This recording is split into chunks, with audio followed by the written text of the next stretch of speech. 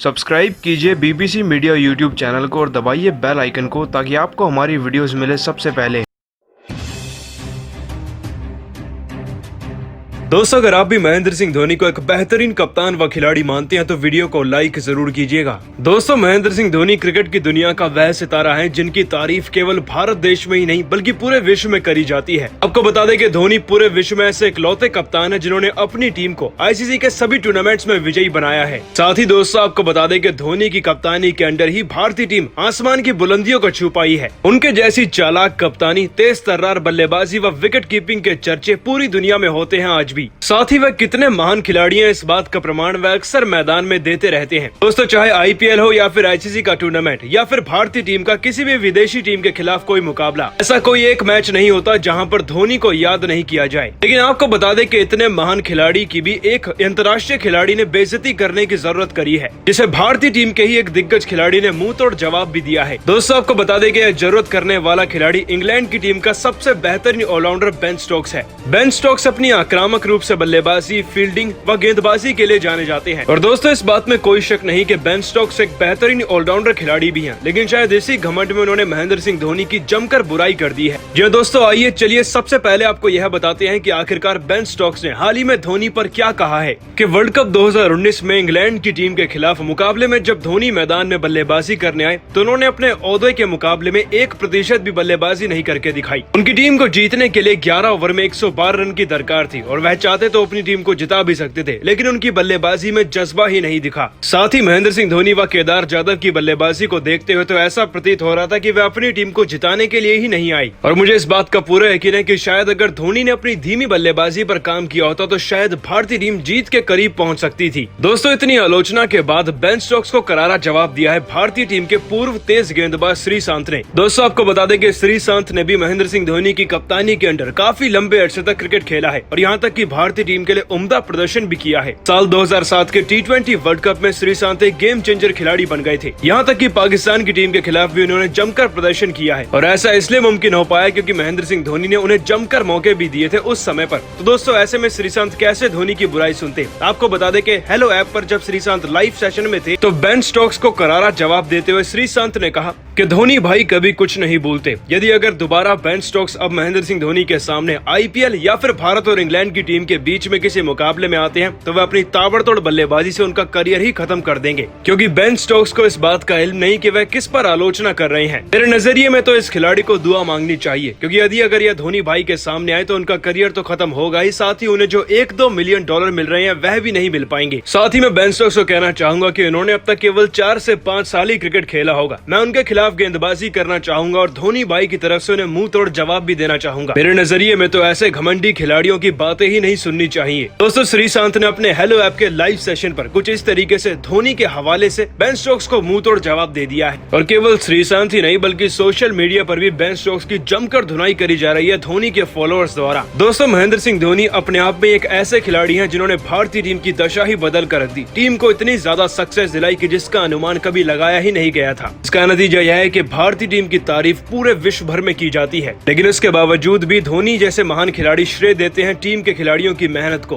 परंतु Ben Stokes पर श्रीशांत द्वारा दिए गए मुंह तोड़ जवाब पर आप क्या कहना चाहेंगे? इस बात का जवाब नीचे कमेंट सेक्शन में जरूर दीजिएगा। दोस्तों, कोरोना का कहर इस समय सारी दुनिया में जारी है। आपको बता दें कि हर जगह पर संकट के बादल छाए हुए हैं और खुद भारत में ही अब तक तकरीबन 1.5 लाख से ज्यादा लोग संक्रमित हो चुके हैं। लेकिन एक अच्छा आंकड़ा यह भी है कि भारत में अब तक 60,000 से ज्यादा मरीज ठीक होकर घर भी जा चुके हैं। साथ ही दोस्तों, आपको बता दें कि लॉकडाउन का 4था संस्करण शुरू होने वाला है और 31 मई के बाद भारत देश में लगभग हर जगह पर कई तरीकों की छूट दी जाने वाली है। लेकिन दोस्तों, आज इस वीडियो में हम खास तौर पर बात करने वाले हैं उस क्रिकेट के टूर्नामेंट के बारे में जिसका सभी बेसब्री से इंतजार कर रहे हैं। दोस्तों, इंडियन प्रीमियर लीग यानी कि आईपीएल का 2020 में होना भी मुमकिन है या फिर नहीं, यह हम आपको इस वीडियो में बताएंगे। सबसे पहले तो दोस्तों, आपको यह बता दें कि हर साल की तरह इस बार भी आईपीएल की शुरुआत मार्च के महीने से होनी थी। अब तक तो शायद आईपीएल खत्म भी हो जाता, लेकिन आपको बता दें कि अब अब आईपीएल का टूर्नामेंट कब तक शुरू होगा, इस पर एक बड़ी अपडेट आई है। लेकिन उससे पहले एक बड़ी खुशखबरी यह बता दें कि दोस्तों भारत सरकार यानी कि सेंट्रल गवर्नमेंट ने इस बात के ऑर्डर पास कर दिए हैं कि सभी स्टेडियम्स को फंक्शन में लाया जा सकता है। यहाँ तक कि खिलाड़ियों को भी मैदान में प्रैक्टिस करने की छूट तक दी गई है। मतलब कि खेल जगत में गतिविधियां पूरी तरीके से शुरू तो नहीं हुई है, लेकिन खिलाड़ी मैदान का रुख कर सकते हैं। लेकिन दोस्तों उससे भी बड़ी खुशखबरी व अपडेट तो यह है कि हाल ही में बीसीसीआई के एक आला अधिकारी ने इस बात पर बड़ा बयान दिया था। ऐसे ही भारत देश में रियायतों को बढ़ाया जाएगा, तो उसके बाद से टूर्नामेंट्स को आयोजन कराने के प्रॉपर प्लान्स बनाए जाएंगे। दोस्तों रिपोर्ट्स के अनुसार बीसीसीआई इस बात का पूरा मन बना चुकी है कि 2020 में आईपीएल का आयोजन कराया जाए, क्योंकि हम सभी जानते हैं कि बीसीसीआई के लिए आईपीएल ही सबसे बड़ा टूर्नामेंट है। खैर दोस्तों आपको बता दें कि अगर इस साल मुकाबले कराए जाएंगे तो वह सभी इंडोर मैचेस होंगे और कोई भी दर्शक मुकाबलों को स्टेडियम में बैठकर तो लाइव नहीं देख सकते। लेकिन अब सबसे बड़ा सवाल तो यह उठता है कि आखिरकार आईपीएल की शुरुआत कब होगी, क्योंकि दोस्तों आपको बता दें कि इस साल 2020 में T20 वर्ल्ड कप भी खेला जाना है। लेकिन आईसीसी के बोर्ड की मीटिंग 28 मई को होनी है, जहां पर T20 वर्ल्ड कप को डिले करने के फैसले लिए जाएंगे, इस बात के आसार जताए जा रहे हैं। क्योंकि दोस्तों अगर T20 वर्ल्ड कप खेलना है तो सभी टीमों को ऑस्ट्रेलिया में मौजूद होना होगा। और दोस्तों क्योंकि यह वर्ल्ड टूर्नामेंट है तो ऐसे में T20 वर्ल्ड कप का आयोजन कराने के लिए काफी ज्यादा बड़े प्लान्स बनाए जा सकते हैं। ऐसे में यह बात मानी जा रही है कि वर्ल्ड कप की शुरुआत जो कि सितंबर के महीने में होनी थी, वह शायद नवंबर या फिर दिसंबर में जाकर हो। लेकिन इसी बीच इन सभी महीनों के अंदर आईपीएल का आयोजन कराया जा सकता है। जी दोस्तों आपने बिल्कुल सही सुना, 31 मई के बाद लॉकडाउन का चौथा संस्करण शुरू हो जाएगा। अगर खिलाड़ियों को मैदान में इतने लंबे समय के बाद प्रैक्टिस करने के मौके दिए गए तो लगभग 1 से 2 महीने तो लगेंगे उन्हें अपनी फॉर्म में आने के लिए। इसके बाद सभी खिलाड़ियों को अंतर्राष्ट्रीय स्तर पर सूचित किया जाएगा आईपीएल खेलने के लिए। और दोस्तों क्योंकि सभी अंतर्राष्ट्रीय लेवल के खिलाड़ी मैदान में इतने लंबे अरसे के बाद प्रैक्टिस करेंगे तो उन्हें लगभग 2 से 3 महीने तो चाहिए ही होंगे। और इसी अंतराल के भीतर बीसीसीआई इस बात का पूरा ब्लूप्रिंट बना लेगी कि किस तरीके से भारत में आईपीएल का आयोजन कराया जाना है। ऐसे में दोस्तों अगर अंदाजा लगाया जाए तो अगस्त के अंत या फिर सितंबर के महीने की शुरुआत में आईपीएल 2020 का आयोजन कराया जा सकता है। लेकिन जैसा कि हमने आप सभी को बताया कि सभी मुकाबले इंडोर ही होंगे। साथ ही दोस्तों इस बात की भी संभावना जताई जा रही है कि 2 से 3 महीनों के अंदर कोरोना वायरस जैसी वैश्विक महामारी काफी धीमी पड़ सकती है और उसके बाद फिर आईपीएल का आयोजन भारत में कराया जाएगा। दोस्तों ताजा आंकड़ों के अनुसार भारत में कोरोना वायरस के पेशेंट्स 1.5 लाख से बढ़कर हो चुके हैं। हालांकि 60,000 लोग ठीक भी हुए हैं। लेकिन आप सभी को क्या लगता है, इन रियायतों के बाद क्या भारत देश में आईपीएल 2020 का आयोजन कराया जाना चाहिए या नहीं? इस बात का जवाब नीचे कमेंट सेक्शन में जरूर दीजिएगा।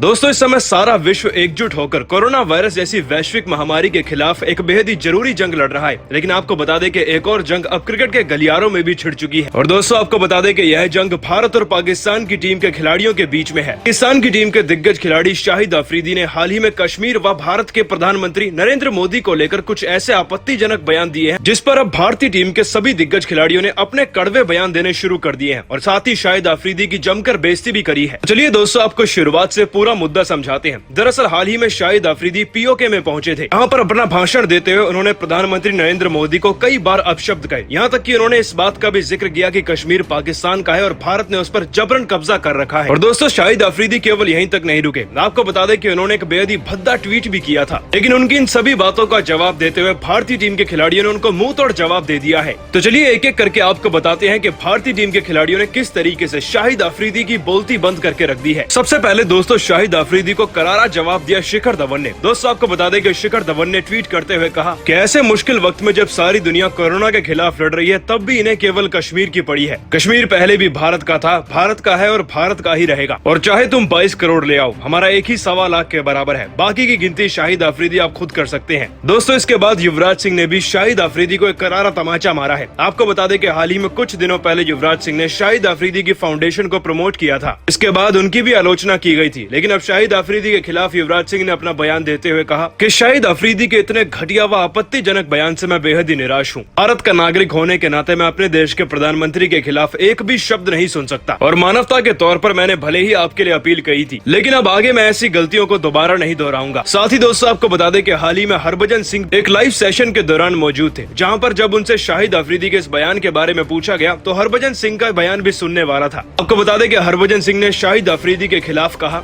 कि शाहिद अफरीदी यूं ही उठकर हमारे देश के प्रधानमंत्री व सभी नागरिकों के बारे में ऐसा नहीं कह सकते। यह हमारी सबकी बर्दाश्त के बाहर है। मेरा अब शाहिद अफरीदी जैसे इंसान से कोई भी रिश्ता नहीं, क्योंकि हमारे देश के खिलाफ जो भी कुछ भी कहेगा उससे मैं अपना रिश्ता नहीं रख सकता। मानवता के आधार पर पहले मैंने उनके लिए जितना करना था कर दिया, लेकिन अब ऐसा नहीं होगा। साथ ही दोस्तों आपको बता दें कि ट्विटर पर गौतम गंभीर ने भी शाहिद अफरीदी को आड़े हाथ लिया है और उनका ट्वीट तो इतना मजेदार है कि वह पूरी तरीके से वायरल भी हो रहा है। दोस्तों गौतम गंभीर ने अपने ट्वीट में लिखा है कि 16 साल के शाहिद अफरीदी आज भी 70 साल के बावजूद कश्मीर को मांगने की बात कर रहे हैं। मेरे नजरिए में शाहिद अफरीदी व इमरान खान किसी जोकर से कम नहीं, जो कि केवल हमारे प्रधानमंत्री के खिलाफ जहर उगलते हैं, लेकिन इससे उन्हें कश्मीर कभी नहीं मिलेगा। और दोस्तों कुछ इसी तरीके से क्रिकेट की दुनिया के अन्य खिलाड़ी जैसे कि सुनील गावस्कर, सौरव गांगुली, यहाँ तक कि सुरेश रैना ने भी कड़ा बयान दिया है शाहिद अफरीदी के खिलाफ। आपको बता दें कि धोनी के चहीते दोस्त रैना ने अपने ट्विटर पर लिखते हुए कहा कि पहले आप जाकर अपने फेलियर देश को संभालिए, उसके बाद आप कश्मीर को मांगने की मांग रखिएगा। दोस्तों शाहिद अफरीदी